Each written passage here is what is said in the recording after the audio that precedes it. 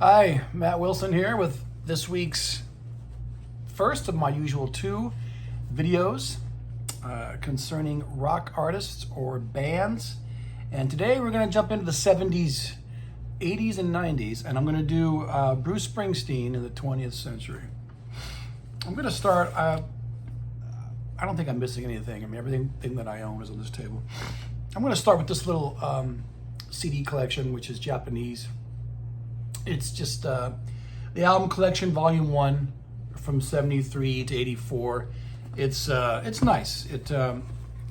It's back when every Bruce Springsteen album was an event, which is to say all of his 70s and 80s albums. In 1973, he released two albums. Greetings from Asbury Park, New Jersey. There's the lyrics on the back there. This was the first on the albums and the lyrics on the front.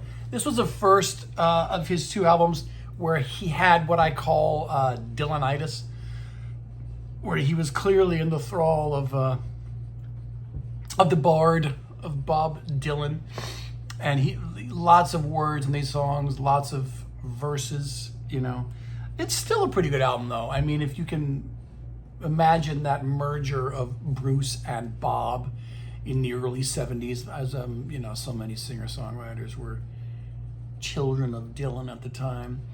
I mean, I like it. Blinded by the Light, of course, Man for Man's Earth Band took that to number 1. Growing Up's a great song. For You, Greg Kihn did a really good version of that. Greg Kihn, who just passed away. Shout out to him. Spirit in the Night, that's a great one, kind of a Van Morrison-esque number that I believe Man for Man also did, but I could be wrong about that. It's Hard to Be a Saint in the City. David Bowie covered that. It's a good record. I like it. But even better that year, the 1-2 punch, the number 2 punch of The Wild, the Innocent, and the E Street Shuffle. This is when he's getting together, you know, his early kind of embryonic version of the E Street Band. Still with the Dylanitis, you know, but he's rocking more. He's less the singer-songwriter on this LP and more the band leader. There's some really good stuff on here. Oh gosh, with my eyes again. You know what? Is there a book I can look at? Yes, there is. Now, can I find the song titles before? No, because this is one, guys, this is one of these booklets that is nothing but pictures. No fun. Anyway, you know that Rosalita, Come Out Tonight, is on here. That's the first of his radio hits that I can remember anyway. Well, I used to hear Spirit in the Night as well. I even occasionally heard his version of Blinded by the Light. But Rosalita was, you know, pretty much, was pretty much an FM staple. The rest of this is all pretty good. Side 2 is like a suite of material that you could tell he's kind of stepped it up a notch since the first album.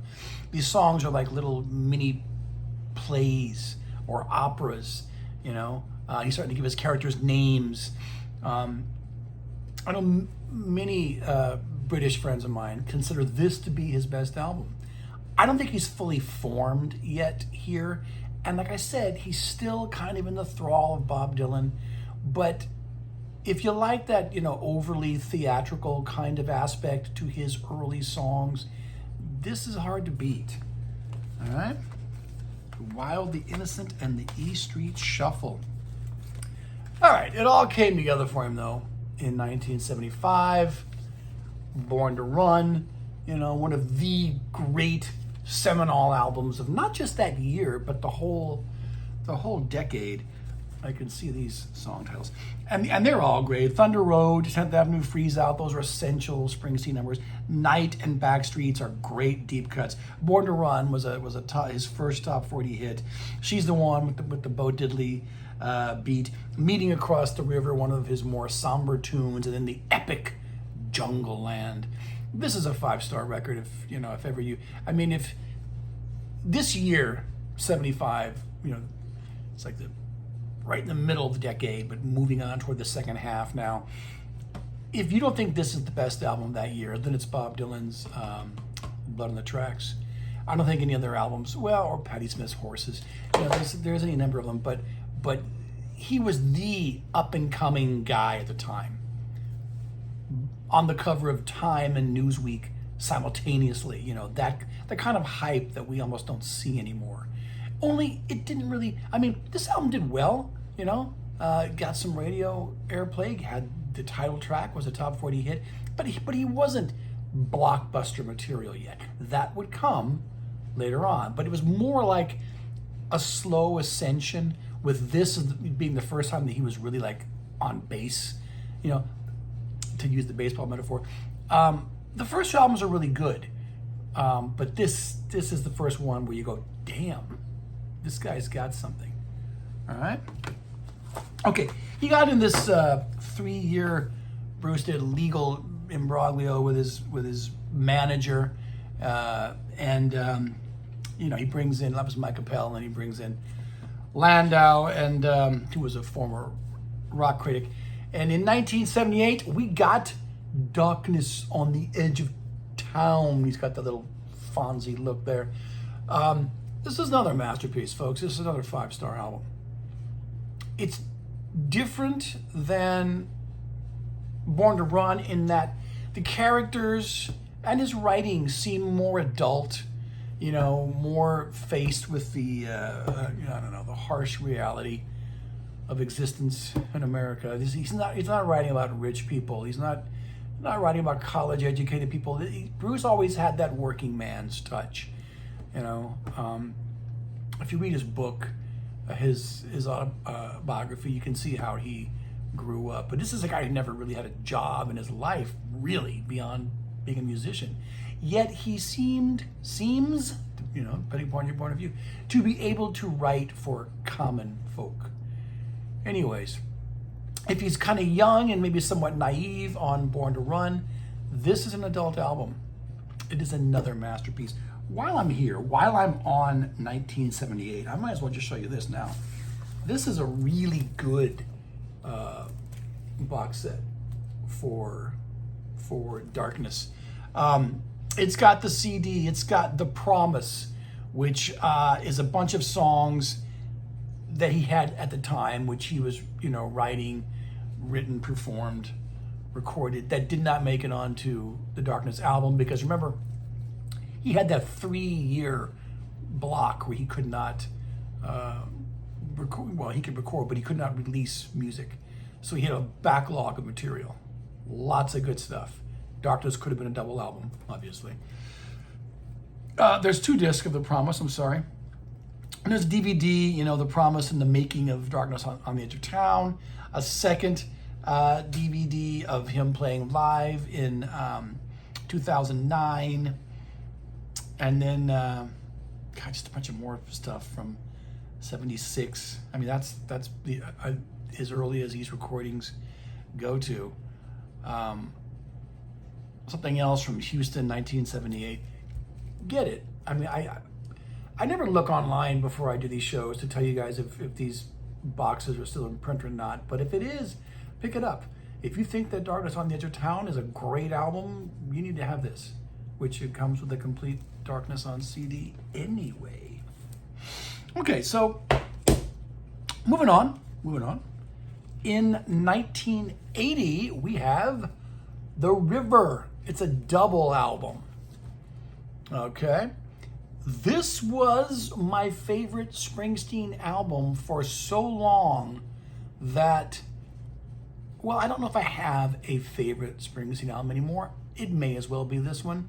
It's not like anything has come along to take the place of this, but what I liked about it at the time, and I want to say this was the first Bruce Springsteen album I ever bought. Or did I buy Born to Run first? I know I didn't buy Darkness right away. So I must have bought Darkness after this. But if it wasn't Born to Run, it was this. But this is the one that everyone liked Born to Run. But this was one connected to me. I was in high school in the early 80s. I had a girlfriend, you know, that I loved, and these songs reminded me of, you know, how I could be maybe being married to her in a few years if I never got out of that. I was living in Stockton, which is a little, you know, it's a city in Northern California. Anyways, enough of the personal stuff. What I liked about this, and what I like about this album, is it's like a combination of some of the youthful optimism, naivete, whatever you want to call it, of Born to Run, with some of the hard-won realities and perhaps the harshness of Darkness. You get them both on this album. It ebbs and flows like a river. You get it. You got some faster numbers, you got some slower numbers. I pretty much like everything on here. You know, you could quibble and say, oh, there's filler, but Bruce is one of those guys, especially when he really got rolling. And I'm going to say he got rolling with that second album, The Wild, the Innocent. Once he got rolling, every album was, like I said, an event. All right? He still was not huge at the time. He was a big artist. I mean, Hungry Heart was a top 10 hit. There was another one on here, too, which I'm not going to try to read the titles because they're not big enough. There's another one, I think, that made the top 40. And he was, you know, touring, and he was... the momentum, though, kind of slowed down after this because Nebraska was just an album of demos. I'm going to get to Nebraska in a second, though. But at this point, in 80, 81, he was bigger than he was in the 70s. All right? Now, again, before I move on to Nebraska, I might as well show you, what is this? The Ties That Bind, the River Connection. This is just a little, I do cut out these shrink wrap stickers and keep them. The River Collection, all right? This is one of the inner sleeves of the River LP. I'm gonna put this down and I'm gonna look at this, which is the, what went on the back, you know, under the shrink wrap. This is another great collection, just like the Darkness box set. This has the River on 2 CDs remastered. It's got the River as a single album with Loose End, Stolen Car version 1, Cindy. Okay, so some stuff that wasn't on the River.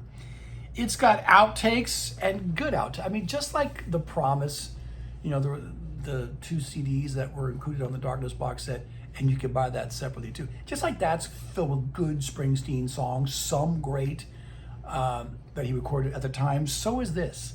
River outtakes. 2 of them. Well, Roulette, he should have released that. Restless Nights, Where the Bands Are, Dollhouse. I like all these songs, to be honest with you. So 2 discs of River outtakes. Then you get 3 DVDs. One is a documentary of the album. And then you have 2 DVDs of a 1980 concert, a filmed concert. And he's great. You hear stories, you know, about how Bruce Springsteen is such a wonderful live performer. And he is, not was. He's still great. You know, that guy, he's in his 70s now, right? Or late 60s? I want to say 70s. And he can still do it. I only saw Bruce twice. I saw him in the 80s. I saw him in the 90s. Once with the E Street Band, once without. And he, you know, he put on a hella good show both times. I've seen, you know, filmed clips of him recently. He still performs very well. Such exuberance, such energy, a true believer. This is not a guy. Bruce is like a force of nature on stage. When I think of truly great rock and roll acts, Springsteen is at the top 5 great live acts, rock and roll acts that you can see. All right. So, anyways, you get a really good filmed performance from 1980 on here. So, definitely going to pimp for this Ties That Bind, the River Collection box. Okay, moving on. We are in the 80s now. This is 1982. Nebraska. All right, 2 years after the River. This was, if memory serves, an album of demos that he made, just, you know, on his little home recorder. He's just playing guitar. It's not well recorded. But Lyrically, these are great songs. This is another album that came with the lyrics. Same with, I think all of his albums after the first two came with the lyrics. At least for the purposes of this show. Nebraska, Atlantic City. Look, I can clearly see those titles. These are all good songs. Man, Johnny 99. Didn't they make a movie out of that? Highway Patrolman, State Trooper, Open All Night, My Father's House. Reason to Believe is that's a classic. These are really good songs. I don't believe, correct me if I'm wrong, in the comments, which you guys are watching my videos, but you're not leaving comments. Someone can correct me. I don't believe that there's been any E Street Band recordings, studio recordings of these songs. Now there's live versions, which you can get from the E Street Band, but reportedly they recorded these songs with the band, and Bruce just, after listening to them and contemplating, felt that these home demos were better than the E Street Band. I'd like to be able to hear that myself, to see what I think. Anyways, this is another 5-star album. It's just in a much different vein than the previous 5-star albums. You get what I'm saying now when I'm saying every Springsteen album was an event? He did not falter. He did not drop the ball in the 70s or the 80s. He maintained that level of excellence through every release. All right? And the last of the albums in this nifty little album collection, Volume 1, is Born in the USA with the red hat, the red baseball hat. Ooh, what does that mean in today's culture? This was one of those albums in the 80s where it just had hit after hit. There were 7 top 10 hits off this one record. Now, this is a guy, remember, of course, Nebraska didn't have any hits. Nothing in the 70s was a top 10 hit for Bruce. Of course, he had written Because the Night, which Patti Smith had a hit with. Fire, right? The Pointer Sisters had a hit with that. I think he wrote that for Robert Gordon. But anyways, it was a Pointer Sisters had the big hit.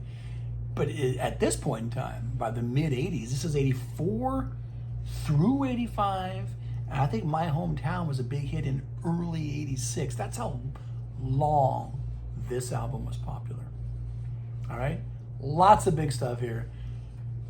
I won't do a song-by-song analysis. That can be for a future date. Everybody misinterpreted the title track, and thought he was being patriotic. Bruce has always been a leftist. It's another classic. Whether you're tired of it or not, and I am, I don't think I would play this for pleasure too much, or not. It's not the album's fault. That's what I say about Dark Side of the Moon or Led Zeppelin 4 or Who's Next or Aqualung or Rumors or Purple Rain or any album where they virtually played every cut on the radio. It's not the album's fault, So, anyways, so everything in this box, and I'm going to show it to you again because this isn't Japanese, is it? No, but the next one is. Everything in this box is classic, and you guys should own it. All right, there it is. Bruce Springsteen, the album collection, Volume 1, 1973 to 84. That is the official title. In 86, he finally, almost out of pressure, released his first live album. It was not included either on the box that I just showed you or the next one that I'm going to show you in a second. So I got it, this Japanese version. Take out the Obi strip. I had the 5 LP version in the 80s. Then I had I guess it was a 3 CD version, which wasn't even remastered, and I got this one. This is a great little collection of live Springsteen. Now, I really recommend checking out individual live Springsteen shows. He's like the Grateful Dead in that respect. You got to see the whole performance. You got to hear the whole concert. This, of course, is just a collection of various songs from various performances over the years, and there's a lot of stuff from the Born in the USA tours here. So if you think that that's kind of overkill, so be it. But it's a wonderful album. Again, it's like Born in the USA itself. I don't play it a lot, but when I do, I think it's solid, and it sold a lot of copies, so it fully justified its existence.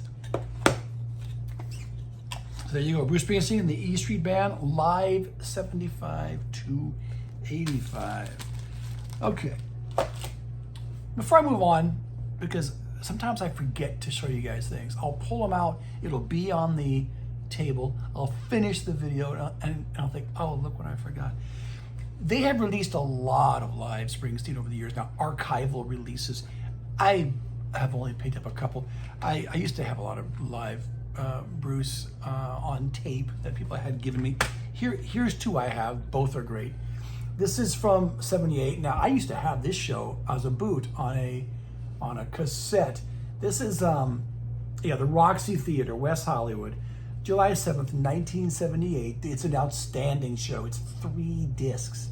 Yes, that's how long his shows are. They're like Grateful Dead shows. He starts off with Rave On, the Jerry Lee Lewis number, just to show you what Bruce is like a repository of rock and roll classics. In fact, I thought once that Springsteen's influences, the major ones anyway, are almost all pre-Beatles, pre-British Invasion. He really promotes in his shows, or he used to anyway, a lot of 50s and pre-Beatles, early 60s rock and roll numbers. Most of the things he's going to perform are not even past the mid 60s. Though he does everything. I've seen him do AC/DC. I've seen him do the Clash. But I formed this opinion a long time ago, before I knew he was doing, London Calling or what was it? Was it Highway to Hell or Back in Black? I don't remember. Anyways, this is a great show. I'm looking at it now. Mona, Bo Diddley, and then he goes right into She's the One, which has the Bo Diddley beat. It's hard to be a Saint in the City. He does those songs from the first album better live than they are on the first album. Raise Your Hand, the old Staxville tune. Anyways, great stuff. And here's another one. This one is from New York in 1975. What's it called? The Greenwich Village Broadcast. It's a radio broadcast. I'll bet you that Roxy one was a radio broadcast too, but I could be wrong. That was 3 CDs. This is 2. It's just more greatness. There's a really good 1974 live Bruce one that I've got to boot up, but I don't know if it's been officially released. He was just this powerhouse as a performer on stage. And my favorite year, I think, for his live shows is '78 for some reason. That's what really turned me on to his performances at the time. And I don't think I ever loved anything more than that. Okay, so moving on now to the, we're going through this fast. This is the second box set. This is another Japanese one with the obi. This is called, and of course, it is not written in, oh yes it is, English. The Album Collection Volume 2, 87 to 96. This is going to finish out the 20th century for us. Another booklet with pictures and font so small that you can't read it. So this is not the place to go if you want some kind of good writing on Bruce. Anyways. Okay. Oh, all of these are in little CD wrappers with the obies. Okay, whatever. That's all right. You know what these albums look like. Tunnel of Love, 1987. It's another classic, folks. Some will tell you the last of his classics for a long time, until whatever we think, he did in the 21st century, which can rival his 20th century work, The Rising, or that Western Stars, or whatever. It's a great album. This pretty much chronicles the disillusion of his marriage to Juliana, which at the time, even though I knew this album intimately, I could tell he was having some rocky times with her. I did not see the end of the marriage. This is another classic. It's another 5-star album. Maybe Cautious Man might pass for filler, but every other song is really good. All right, he doesn't sound anything like he did 3 years earlier with the Born in the USA album. Still got the E Street Band, but this is an older, more mature Bruce in the same way he was going from Born to Run to Darkness. Going from Born in the USA to Tunnel of Love. This is a little Chimes of Freedom EP that he had at the time. I recall this coming out. He does the Bob Dylan number, Chimes of Freedom, still going back to Bob Dylan. You don't really hear too much Bob Dylan in Bruce Springsteen's music once you get past those early Springsteen records, but it's always there as like a specter. So, I mean, I never bought this in the 80s. In the late 80s when he didn't do anything after Tunnel of Love. But it's nice to have it now. Okay, in 1992, he released 2 albums. Human Touch and Lucky Town. I like Lucky Town a bit more. You can look at these as 2 separate releases. I get the glare off there. Or you can look at it as, a double album split amongst 2. I mean, the previous year, Guns N' Roses had released the 2 Use Your Illusion albums, so I guess Bruce thought he could do that.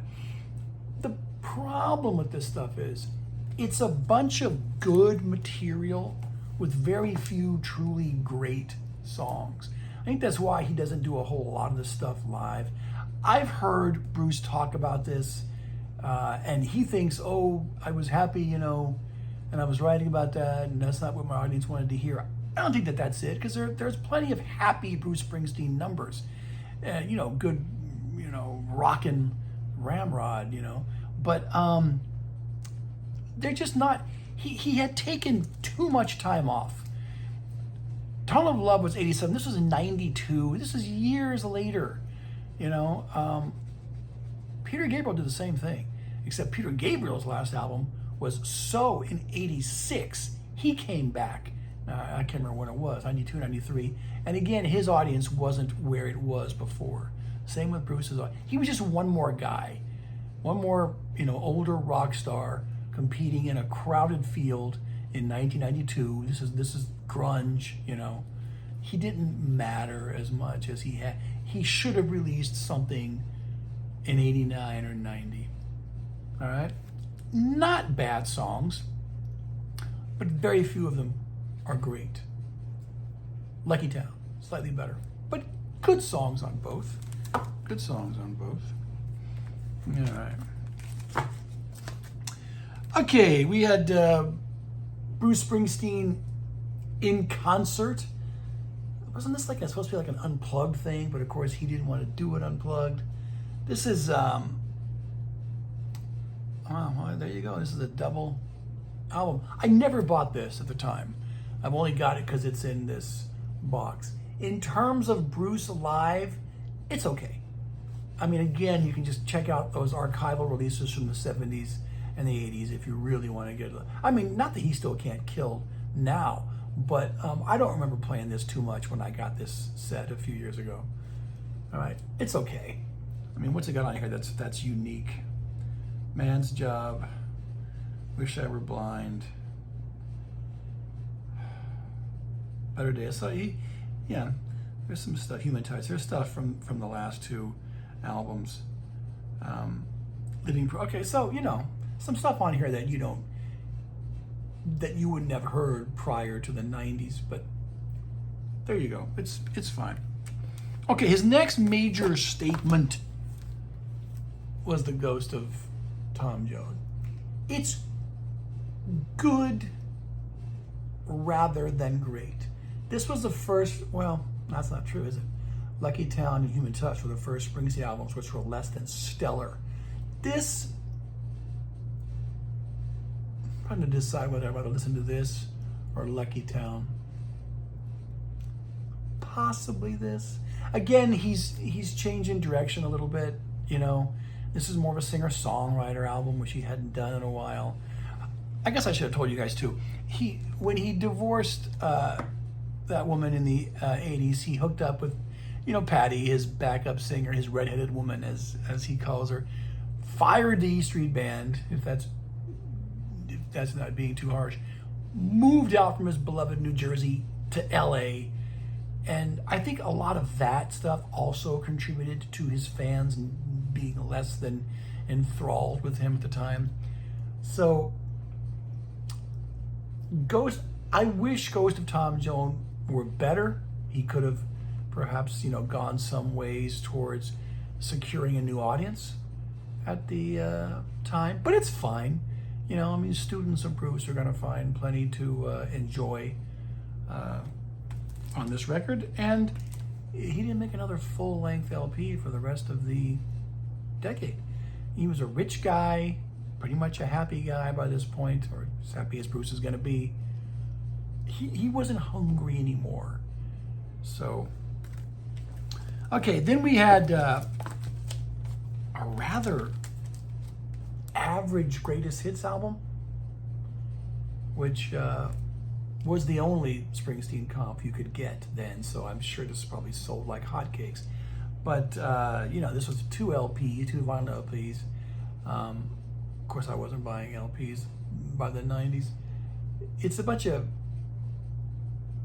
obvious songs. You do get Streets of Philadelphia, his really great song that he won him the Oscar, right? That was a song from the Tom Hanks film, Philadelphia.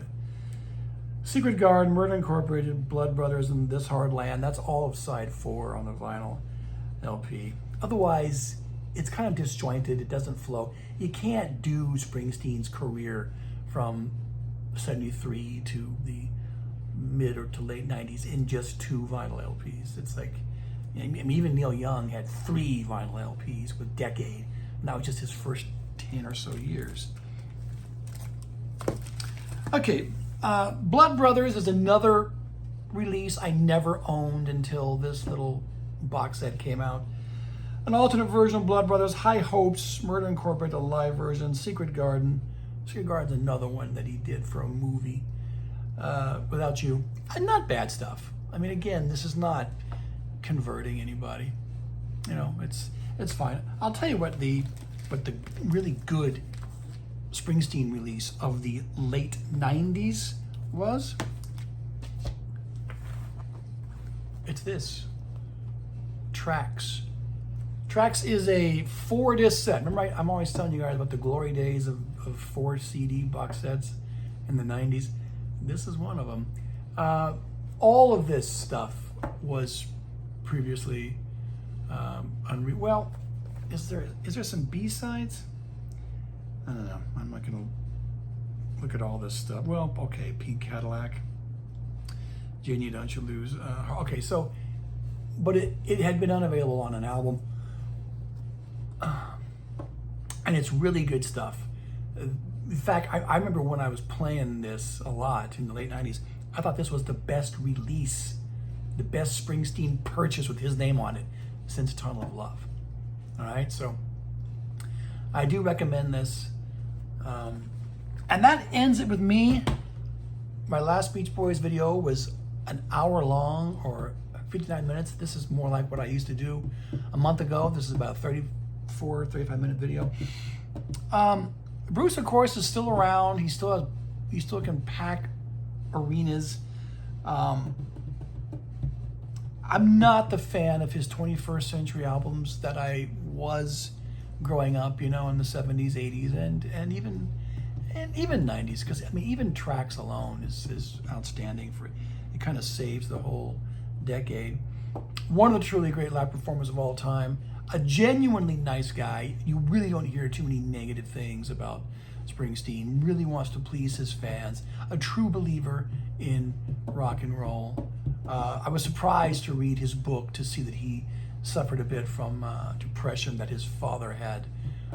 I can totally see that in his father in terms of the writing of how he depicted his dad in the songs. But I would have thought that Bruce would have been more of a happy-go-lucky guy just based upon his songs. But I mean, he's still around. He's in excellent health, still happily married. So, I have nothing negative to say about Bruce Springsteen. Western Stars was a good album, and I hope he keeps doing it until he no longer wishes to. So, Mateo, signing off.